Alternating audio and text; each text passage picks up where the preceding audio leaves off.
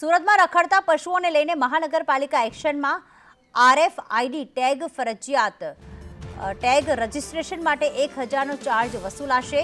પશુ દીઠ 200 રૂપિયા વસૂલવાની સમયમર્યાદા પૂર્ણ થઈ છે। ગત વર્ષે પકડાયેલા પશુ છોડવા માટે અધધહ દંડ વસૂલાયો છે। સુરત મનપાએ 1 કરોડથી વધુનો દંડ વસૂલ્યો। ડિસેમ્બર અંત સુધીમાં 2854 પશુપાલકોની અરજી, અત્યાર સુધી 53396 પશુઓનું રજીસ્ટ્રેશન થયું છે। સુરતમાં પશુ પર ટેગ લગાડવાના મામલે SMCનું હવે આક્રમક વલણ।